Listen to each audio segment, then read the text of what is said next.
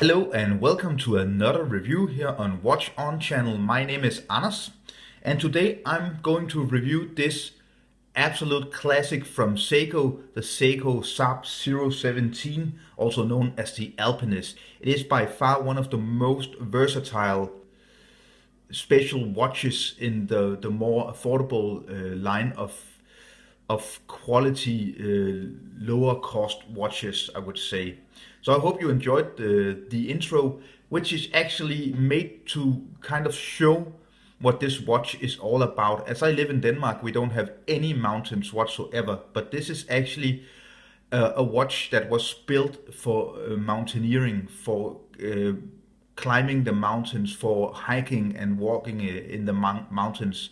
This watch has a quite unique history, as it actually stems back to 1913 when the first very simple model of what later became this watch was released.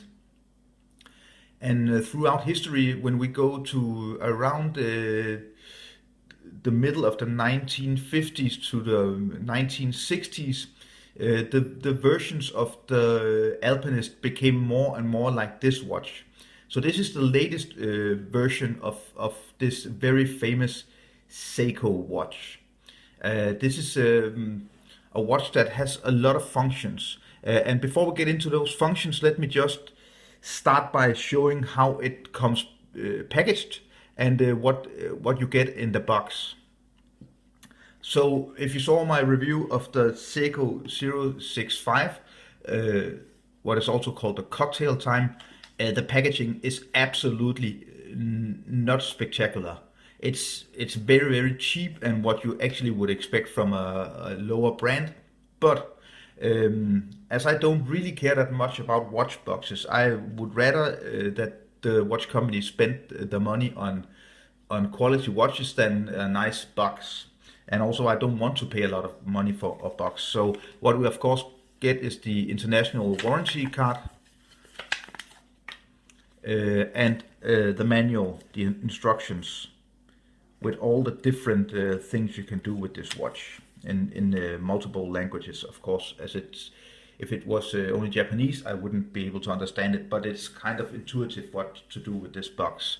So excuse me, and this is just a simple cardboard box. What you get is some hang tags, and this is the original strap that came with the watch. And as if you know, lower end Seiko, affordable Seiko, their leather straps are absolutely horrible, and this is not any different.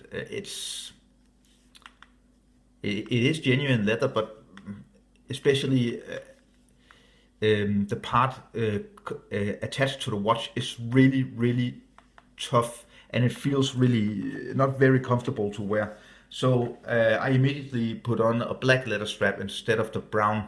So you could ask yourself, why even put a leather strap on a watch that is made for climbing mountains and walking in the forest and hiking and trekking and stuff like that?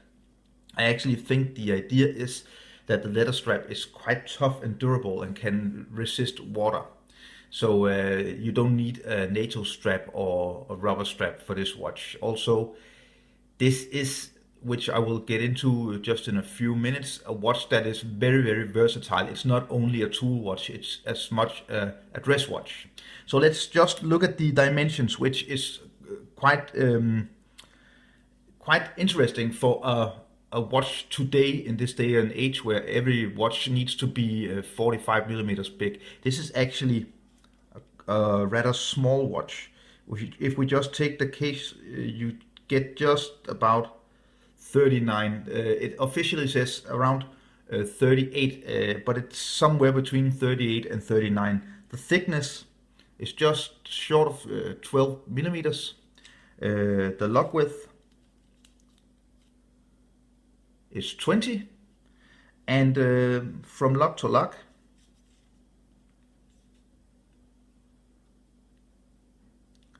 you get about 47 millimeters. So that's the dimensions out of the way.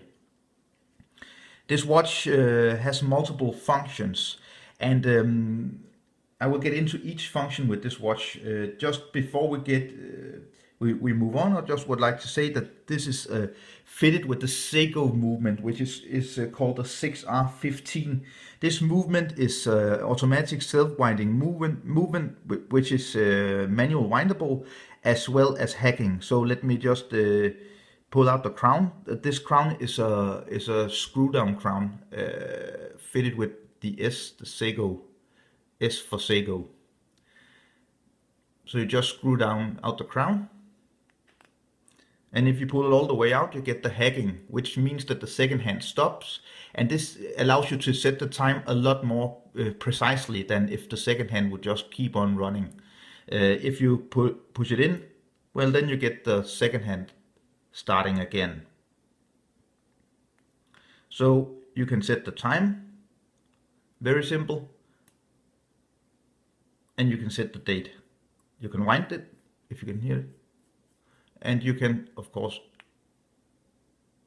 in the second position, set the date. And then you just screw back in the crown, and then it's ready to resist water. So today I'm actually wearing another Japanese watch. This is an actual dive watch. This is the Citizen ProMaster Eco Drive, which is solar powered. I'm just wearing this today, which makes absolutely no sense, since it's kind of a little bit of winter still here with a lot of snow. But somehow I just really felt like wearing this watch today. Even though we got snow, it's really sunny, so I'm charging this watch and my other Citizen ProMaster watch today. But back to the Seiko watch. What is very interesting about this watch is that it's actually water resistant down to 200 meters, which is 20 bar, which equals 200 meters, which is quite amazing. If you think about me wearing this dive watch, this Citizen, this is also water resistant down to 200 meters. So even though this isn't a dive watch, you still get a very nice water resistance down to 200 meters. So I would have absolutely no problem going to the beach or taking a hop into the pool with wearing this watch. This is actually kind of a dive watch when regarding the depths you can go to, but you don't have the rotating outer bezel where you can set your dive time like you do on a more regular dive watch. But what we get with this watch instead is an inner rotating bezel. So this is what the second crown is for. And what you do with this crown is that you set this inner rotating bezel, which is actually a compass. And this makes absolutely perfect sense to have a compass in a watch made for mountaineering and hiking and trekking. This movement is also, if you can just, let me just see if I can get it to focus a little bit here. As you can see, it says DiaShock 23 joules. This is actually a movement built, this watch is built to resist a lot of shock. So if you're climbing mountains or you're banging this watch against a rock or you're jumping with this watch on your wrist, it will resist the shock. It won't get out of time, and you won't damage the movement too much.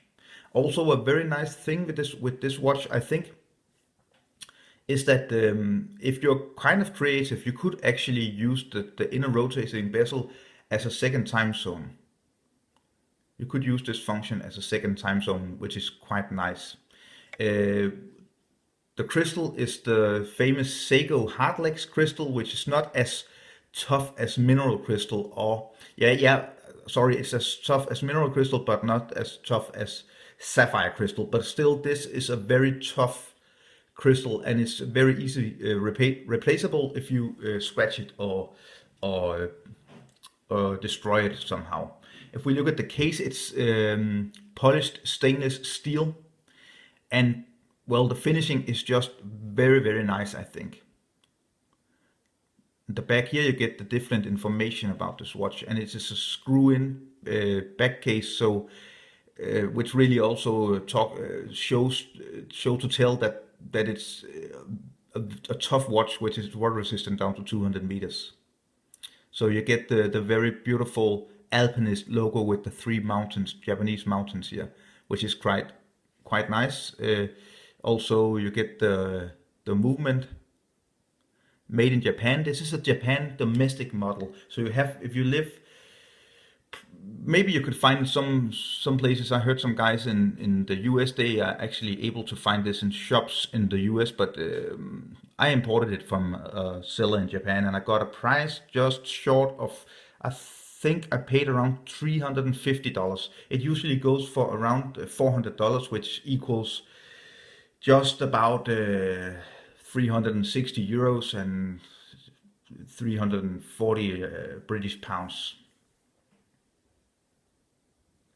And this is a watch I've been wearing and a lot actually, and it's a part of my watch collection which I will keep, as I'm trying to just get the 4 or 5 most famous Seiko watches in my collection, because they're just really fun to collect and they're not that expensive.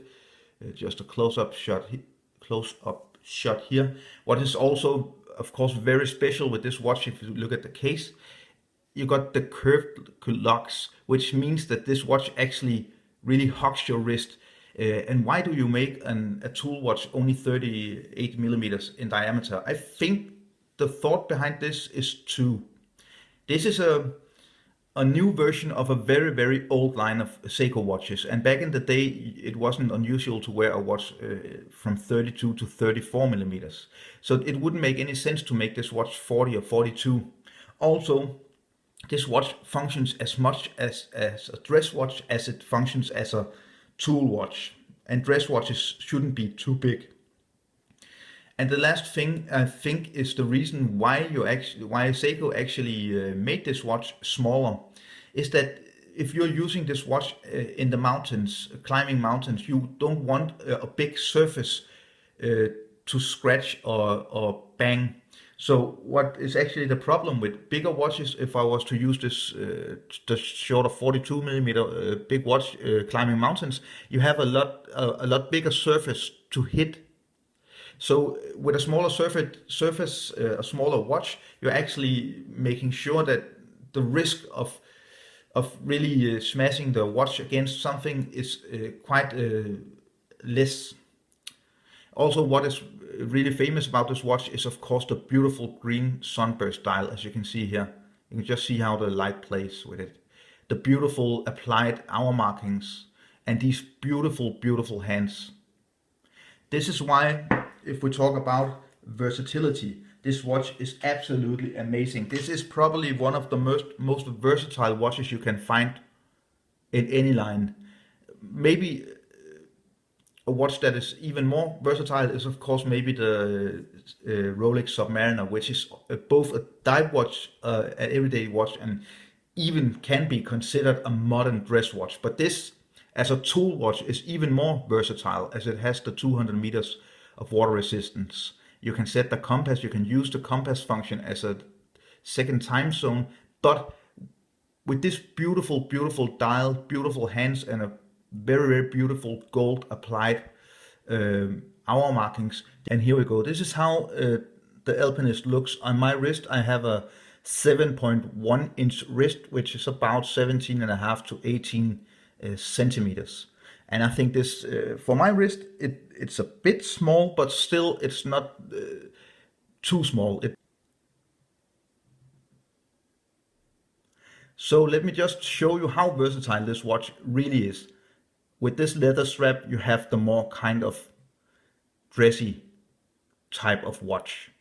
But, so now I have put this, the Seiko Sarb017 on a camouflage NATO strap, and all of a sudden, if you can really imagine how this watch is all of a sudden much more of a tool watch. It makes, and it's so amazing with this watch how versatile it really is. Going from the black kind of shiny leather strap, which makes it a kind of a tool watch, a dress watch, going to the NATO strap, which makes it really looking, it looks really tough and tool-like. So this is how it looks. I think it looks absolutely great. The green dial, those kind of dress watch hands and golden hour markings with a camouflage NATO strap. I think it looks amazing. So I hope you enjoyed this review, and please remember to see all of my other videos. I got a lot of reviews of Seiko and a lot of Swiss brands as well. Remember to follow me on Instagram. Like this video if you give it a thumbs up if you liked it. Remember to leave a comment down below. You can ask me any questions about watches or this particular watch if you would like. You can find the links to my Facebook page, and also remember to subscribe to the channel if you haven't subscribed yet. Thank you so much for watching. Bye.